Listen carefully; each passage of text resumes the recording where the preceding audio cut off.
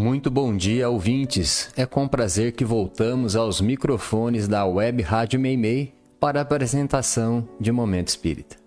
Momento Espírita, 53 anos no ar. O programa também está sendo transmitido neste mesmo horário pela Web Rádio Nova Alternativa e pela FM Nova Alternativa. São 11 horas e 21 minutos em Garça. Domingo, 12 de abril de 2026, Estação Outono. Nossos cumprimentos a você e a todos que nos assistem.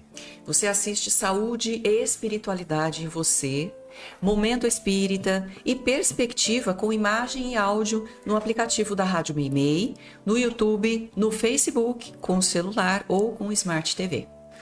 Temas que vamos abordar nesta edição. Lixo mental é elemento que degrada nosso mundo íntimo.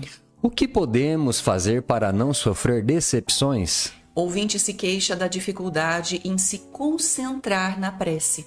Como funciona a lei de causa e efeito no suicídio? Por que Kardec criticou mais os materialistas?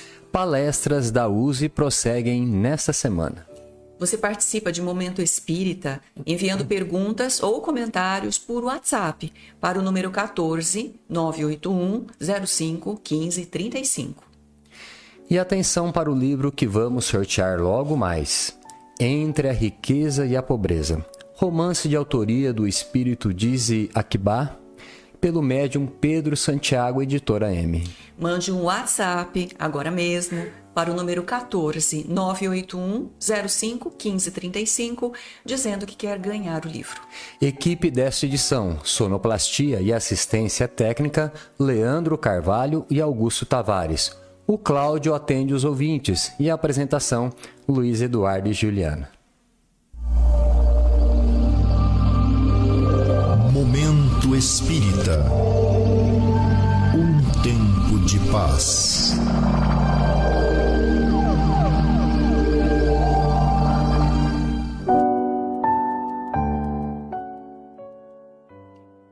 O americano Dave Schumades, residente em Los Angeles, resolveu fazer um experimento. Guardar no porão de sua casa o lixo que acumulou em 8 meses. Ele queria saber o que representa guardar lixo e o que isso pode significar para o ser humano e para o planeta. E o resultado foi surpreendente.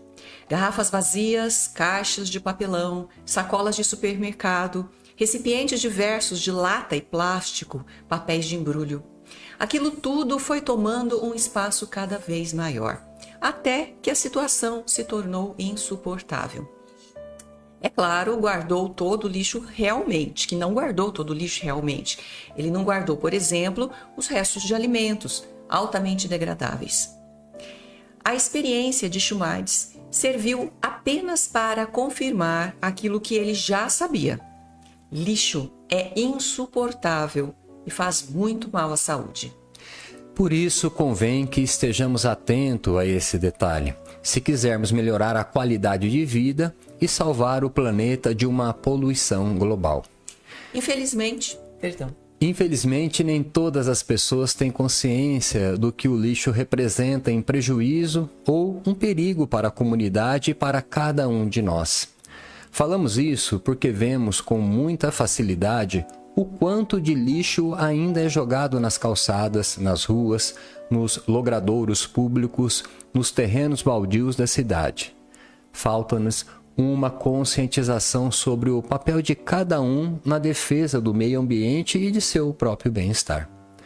Ora, se temos dificuldade de manter a casa limpa, o bairro e a cidade limpa, que todo mundo vê, o que é relativamente fácil, quanto mais com relação ao nosso mundo interior, que ninguém vê. Pois assim como existe lixo que polui o mundo de fora, existe também o lixo que polui o nosso mundo interior, que infecta e contamina a nossa alma, levando-nos muitas vezes a conflitos emocionais com repercussões desconfortáveis no organismo. O lixo material polui o mundo e o lixo mental polui a mente. Lixo mental é tudo aquilo que, não podendo ser aproveitado, o recomendável é que se jogue fora, pois além de não ajudar, prejudica. O lixo mental é composto de toda espécie de carga aflitiva, tais como inveja, ciúme, mágoas, ressentimentos, culpas, ideias de vingança, pensamento suicida, vícios e todas as ideias voltadas à violência e ao crime.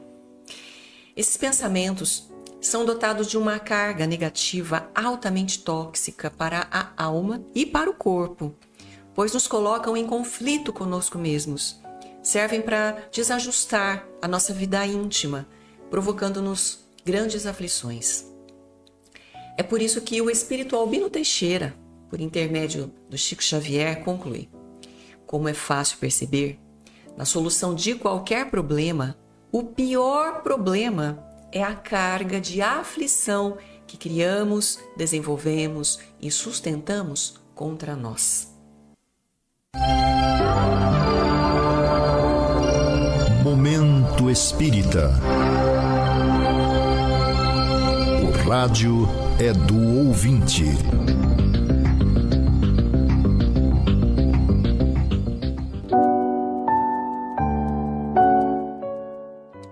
E vamos iniciar esse segmento com uma questão enviada há algum tempo pela ouvinte Marilda e que diz o seguinte: o que a gente deve fazer para não sofrer decepções? Sofremos muito por causa das atitudes dos outros, principalmente de parentes que se intrometem em nossa vida. A receita que Jesus recomendou para os reveses do dia a dia, sem nos deixarmos abater demasiado, está na humildade. É a humildade que consiste em saber nos colocar exatamente no lugar em que nos situamos diante de Deus e daqueles que estão ao nosso lado. Para isso, precisamos dar 2 passos importantes. Primeiro, procurar conhecer as leis divinas. E, em segundo lugar, procurar nos conhecer a nós mesmos, exatamente para sabermos avaliar os próprios limites. Conhecer as leis divinas é tomar consciência de que somos espíritos imortais, que não estamos na Terra pela primeira vez, nem tampouco pela última vez. Que as pessoas com quem convivemos são aquelas com quem temos maiores compromissos. Precisamos tomar consciência de que elas não são melhores nem piores do que nós. E que, como nós, estão aqui para aprender e ensinar. Que precisamos aprender uns com os outros, mas que sejamos nós a dar o primeiro passo para exercitar o amor, sem exigir do próximo a perfeição que ainda não temos. As decepções em relação aos outros acontecem quando queremos que eles sejam perfeitos, que nunca errem e, principalmente, que jamais nos critiquem. Mas não é isso que exigimos de nós, porque nós também erramos e causamos decepções nos outros. Contudo, não queremos reconhecer nossos erros. Se estivermos preparados para compreender os limites das pessoas com quem convivemos, com certeza saberemos aceitar dificuldades e, ao invés de nos decepcionarmos com elas, vamos fazer de tudo para ajudá-las a errar menos e a acertar mais. Se quisermos refletir mais sobre esse tema, a humildade, basta lembrarmos as palavras de Jesus e tentar aplicá-las na nossa vida. Como é que vês um cisco no olho de teu irmão e não vês a trave que está no teu próprio olho? Hipócrita, tira primeiro a trave de teu olho, para depois tirares o cisco do olho do teu irmão. E uma segunda questão que fomos buscar em nossos arquivos é a seguinte: a Adriana diz que tem dificuldade de se concentrar quando se põe a fazer orações. Geralmente, diz ela, quando percebo, já estou pensando noutra coisa. Quase sempre algo que tenho a fazer ou em alguma coisa que acabou de acontecer. Por que será que isso acontece? Pode ser obsessão? Na prece, o pensamento é tudo, Adriana. Você pode dirigir um automóvel e chegar muito bem ao seu destino, sem precisar se concentrar em todas as operações que faz com o volante, com o acelerador, com a marcha, e com freio. Mas você não conseguirá fazer uma boa prece, que é uma atividade mental, sem colocar nela toda a sua atenção e todo o seu bom e sincero sentimento, desprendendo-se de tudo o mais que possa desviar sua atenção. A nossa mente, caro ouvinte, é dotada de um mecanismo automático inconsciente que ela utiliza para fazer mais de uma coisa ao mesmo tempo. Trata-se de uma faculdade que o ser humano veio desenvolvendo ao longo de sua evolução, à medida que a vida social foi se tornando cada vez mais complexa, exigindo sempre mais de cada um. É sem dúvida uma conquista extraordinária da mente, que facilita muita coisa em nossa vida, mas que, como qualquer outra, deve ser usada com critério e não para todas as coisas.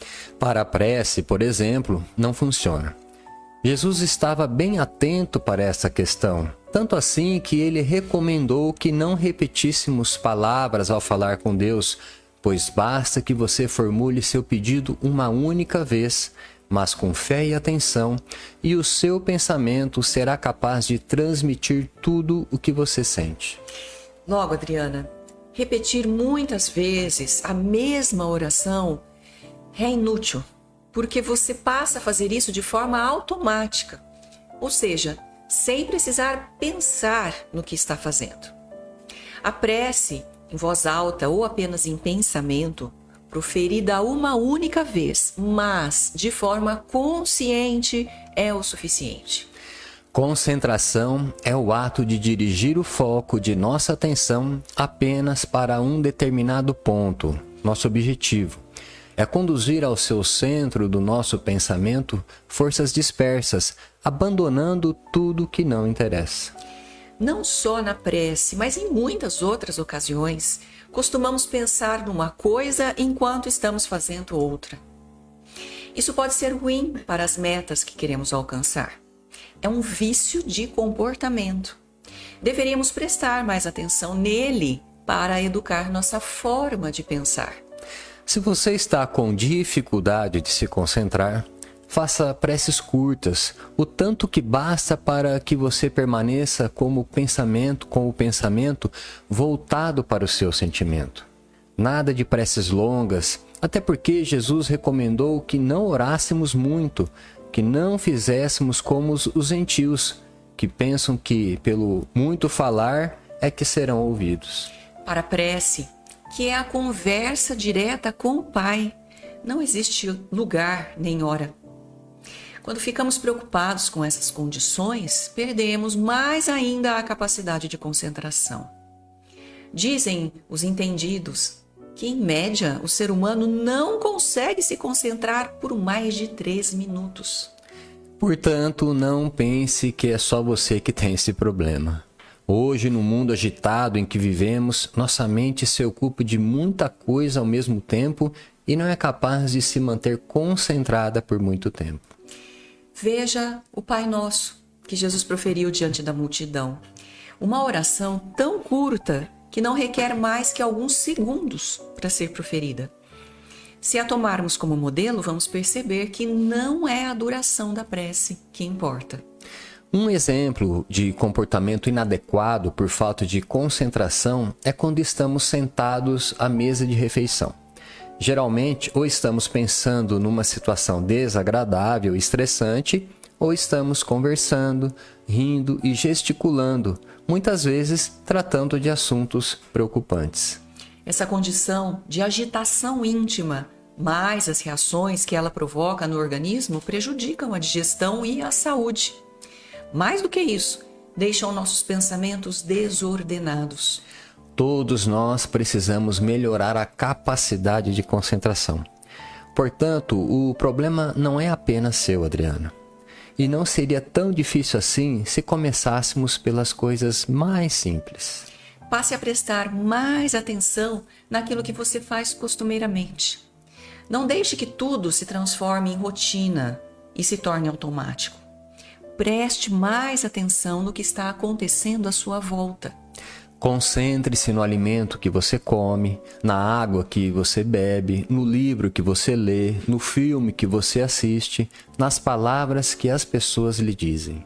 É claro que muitas outras coisas serão automáticas, mesmo porque nossa mente é seletiva, mas não deixe que tudo se transforme em automatismo.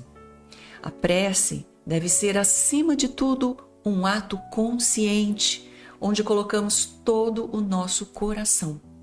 Por meio de nossa harmonização interior é que entramos em contato com Deus. Por isso mesmo, a prece não deve ser longa, a ponto de se transformar num ato de repetição enfadonho e inútil.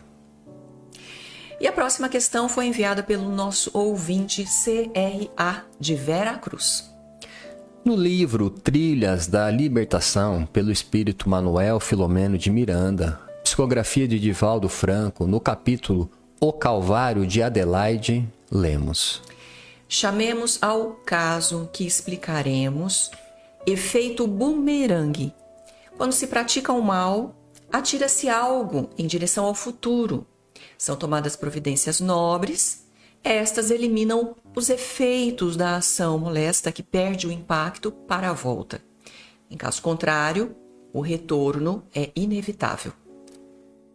Entre a riqueza e a pobreza. Romance de autoria do espírito Dizia Quibá, pelo médium Pedro Santiago, editora M. Da pergunta anterior, continua o ouvinte. Esse entendimento pode se aplicar no caso de suicídio? Se estamos tratando da lei de causa e efeito, é claro que toda ação sempre vai provocar uma reação em sentido contrário. Mas no caso do suicídio, considerando a motivação do ato, a própria ação já é a reação. É como usar mal uma ferramenta. Não conseguindo manipulá-la adequadamente, a pessoa acaba por se ferir a si mesma. Aí estão a ação e a reação. A agravante no suicídio está na tomada de consciência de que não se cumpriu o compromisso consigo mesmo, compromisso imprescindível para a preservação da vida. Conhecemos o caso de uma jovem senhora que desferiu um tiro no marido e em seguida voltou o revólver contra si mesma e atirou contra a própria cabeça. O marido morreu na hora, mas ela não. A bala causou um dano irreparável em seu cérebro e meses depois de hospitalizada e operada, retornou à vida na condição de total dependência mental, comparada a uma deficiência em grau avançado. Essa mulher ainda viveu alguns anos sem consciência do que aconteceu. Certamente com as deficiências que ela teria se tivesse desencarnado e em seguida reencarnado. Eis o resultado de sua ação. Como estamos no mês de abril, relembrando os trabalhos de Allan Kardec no lançamento do Livro dos Espíritos em 18 de abril de 1857, vamos retomar uma questão a respeito de sua atuação, que retiramos de nossos arquivos. Por que Allan Kardec combateu tanto os materialistas? É bom lembrar que Kardec, como ele mesmo deixou bem claro, não combatia propriamente os materialistas, mas sim o materialismo, como ele mesmo afirma nesse trecho de O Livro O que é o Espiritismo. Sem dúvida, diz Kardec, cada um é livre de crer no que quer ou de não crer em nada. Não legitimamos a perseguição contra o cismático de qualquer religião. E prossegue: combatendo o materialismo, não atacamos os indivíduos, mas a doutrina que, se inofensiva à sociedade, quando se encerra no foro íntimo, na consciência das pessoas cultas, mas se for generalizada, torna-se uma chaga social. A crença de que tudo acaba para o homem depois da morte, de que toda solidariedade cessa com a vida, leva o indivíduo a considerar uma estupidez o sacrifício do bem-estar presente em proveito de outrem. Daí a máxima, cada um por si durante a vida, pois nada existe depois. O receio de Allan Kardec era a generalização do ateísmo, que seria, segundo ele, a derrocada da sociedade e, com certeza, um incentivo ao suicídio. Ainda que tomada por várias religiões, a sociedade só subsiste porque subsiste a crença em Deus e na vida futura. Esse raciocínio de Kardec advém do fato de, em momento nenhum da história, houve um povo ateu. Todos os povos, desde os mais primitivos, e principalmente esses, se apoiaram em alguma crença que lhes deram sustentação para vencer os maiores obstáculos e realizar grandes feitos, como foi o caso dos egípcios. Uma observação. Nesta resposta, estamos nos referindo ao materialismo como ateísmo, que costumamos chamar de materialismo ideológico, e não ao materialismo prático próprio dos religiosos, que é o apego abusivo a valores e bens materiais. Livro que vamos sortear daqui a pouco entre os ouvintes que nos enviarem um WhatsApp. Entre a Riqueza e a Pobreza. Romance de autoria do espírito Dizzy Akibá, pelo médium Pedro Santiago, editora M. Se você quer participar do sorteio, ainda dá tempo. Mande um WhatsApp agora para o número 14 981 05 15 35, dizendo que quer ganhar o livro. Existem muitas coisas a que às vezes não damos o devido valor. A vida, por exemplo. A vida é uma bênção divina. Através dela, podemos ser felizes e proporcionar a felicidade aos outros. Por isso, é preciso defender a vida, a nossa vida e a do próximo. Pena de morte, aborto, suicídio e eutanásia são formas de violência contra a vida com as quais não podemos concordar. Lutemos em defesa da vida. Pena de morte. Um crime não justifica outro crime. Diga não. Suicídio. Um gesto infeliz. Dê uma chance a você mesmo. Existe sempre alguém para ajudá-lo. Aborto. Um ato de covardia. A vítima não pode defender-se. Eutanásia. Uma ação criminosa. Com confiança em Deus e o firme desejo de obedecer suas leis, a vida terá outro sentido. Mensagem em defesa da vida. Apoio. Federação Espírita Brasileira.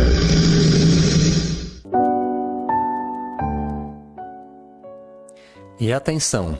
Neste mês de abril, o Clube do Livro Espírita de Garça está entregando aos seus associados o romance Despertar de uma Alma.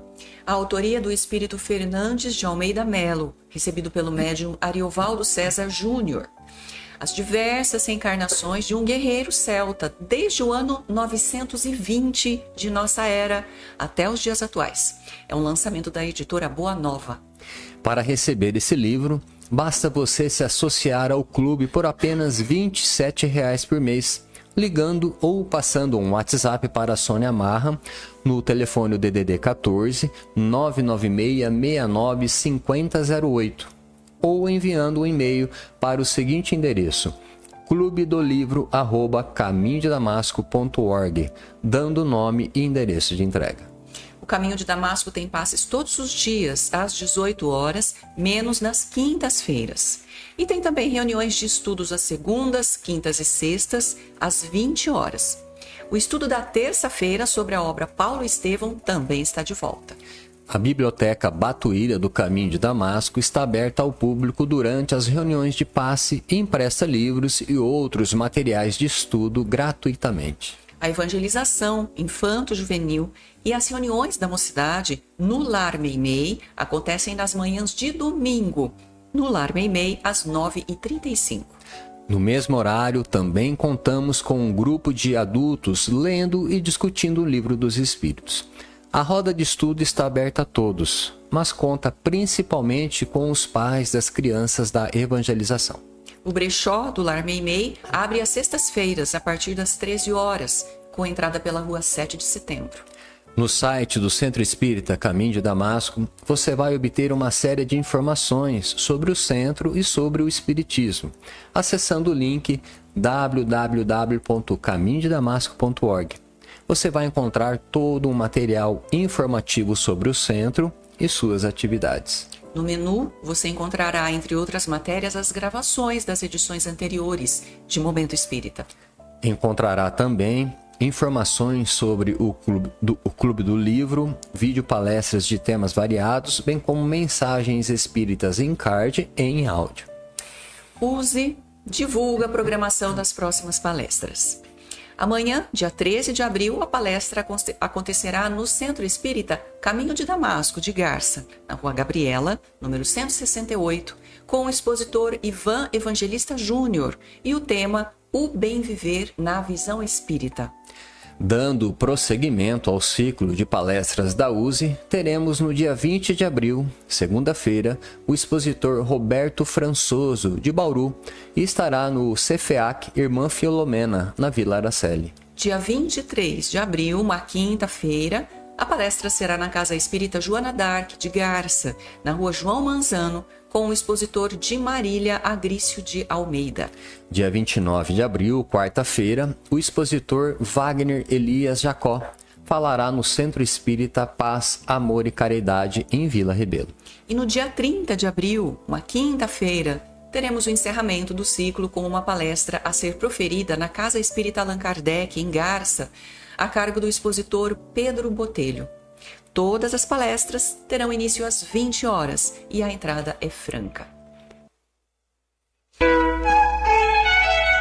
Momento Espírita.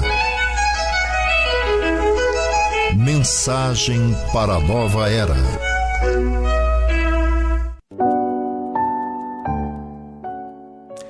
Conhecendo a doutrina espírita. Morte de crianças. Se em geral as pessoas não se conformam com a partida de seus queridos adultos, quanto mais com relação às crianças. Difícil, muito sofrido, principalmente para os pais, verem a vida de um filho ou de uma filha se extinguir sem que se possa fazer nada para evitar. Só quem já passou por essa experiência pode dizer da luta que tiveram que empreender para vencerem suas angústias e retomarem mais adiante a sua vida. Felizmente, a taxa de mortalidade infantil vem decrescendo ano a ano, e se ela foi alta no passado, hoje vai se tornando cada vez menor. Basta dizer que, em 1990 para cá, o decréscimo desta taxa foi de ordem de 72%, o que significa, do ponto de vista espírita, que os pais das últimas gerações vêm sofrendo menos que os das antigas. Todavia, a doutrina espírita nos ensina que nada acontece por acaso. Crianças podem partir cedo, se essa partida estiver prevista no seu plano de vida. Alguns pais que conhecemos chegaram a dizer que seus filhos ou filhas desencarnados traziam qualidades acima da média, o que não é difícil acontecer. Muitas vezes são espíritos que vieram para complementar vidas anteriores ou para ajudar os pais a buscarem um caminho mais espiritualizado. De qualquer forma, se esses pais não são espíritas ou não têm conhecimento espírita, eles não vão entender a razão pela qual seus filhos partiram mais cedo. Mas, se forem espíritas, devem saber que as crianças, em geral, são acolhidas com muito carinho na espiritualidade. Algumas para um período mais longo e outras para retomarem em pouco tempo a volta ao mundo físico. Quem quiser ter mais informações a respeito, leia o livro Entre a Terra e o Céu, de André Luiz, psicografia de Francisco Cândido Xavier. No capítulo Lar da Bênção, vão saber de uma instituição da espiritualidade ligada à colônia Nosso Lar, onde crianças desencarnadas são atendidas e reeducadas.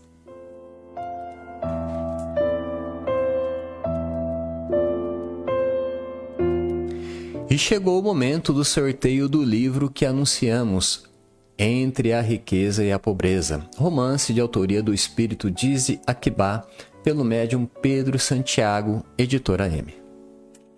E o livro sai para A ouvinte de Três Marias, de Minas Gerais, Marinalva Gomes da Silva Melo. Marinaura, aguarde que enviaremos o livro para você pelo correio. Agradecemos sua amável audiência e sua atenção. Se você permanecer aqui na Rádio Meimei, vai assistir na sequência o programa Perspectiva. Temas atuais sob a ótica espírita. E ao final desta edição, Momento Espírita deseja a você e a todos que nos acompanham saúde e paz. Para encerrar, vamos ouvir uma mensagem espiritual na voz de Chico Xavier.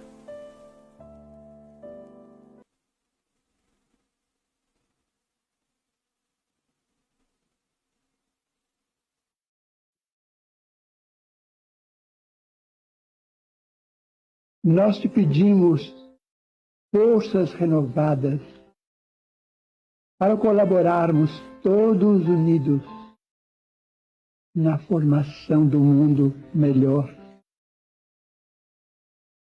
Um mundo onde a fraternidade que nos deste possa ser cumprida sem qualquer violência. Nós te rogamos, Senhor, neste dia, como sempre, para que todas as crianças estejam felizes na proteção do lar e nas luzes da escola, para que todas as mães permaneçam amparadas em teu infinito amor, para que todos os doentes sejam socorridos e para que nós tenhamos, cada um de nós, a coragem de retirar pelo menos migalha do reconforto que usufruímos para atenuar o sofrimento dos companheiros de humanidade que estejam em abandono e solidão. Senhor, se não é pedir muito, nós te rogamos ainda auxílio para que ninguém procure a falsa tranquilidade nos tóxicos, suscetíveis de conduzir-nos à irresponsabilidade e à loucura. E te solicitamos também, Senhor Jesus, por que não, amparo a cada um de nós, para que estejamos igualmente unidos no respeito que devemos às leis do trânsito, evitando a perda de tantas vidas. Amado Jesus, nosso Senhor e Mestre, nós te rogamos ainda inspiração e bênção para todos os homens respeitáveis que nos governam, para que eles possam sustentar-nos a segurança e a paz, o trabalho e a justiça, o progresso e as alegrias da vida comunitária. E te pedimos para que os nossos pastores religiosos, sejam eles, Senhor, quais forem, tenham para conosco, como sempre, a devida paciência, tolerando as nossas fraquezas e permanecendo fiéis à lavoura da fé porque nós todos, amado Senhor Jesus Cristo, necessitamos da bênção da religião para vivermos em paz. Ensina-nos, Jesus, o perdão e a solidariedade humana na prática verdadeira que nos legaste, e guia-nos, Senhor, para o teu reino de paz e de amor, e releva-nos, por misericórdia, este nosso pedido, permitindo que a tua bênção se estenda sobre nós todos, amparando-nos a todos, agora e para sempre, Senhor, assim seja.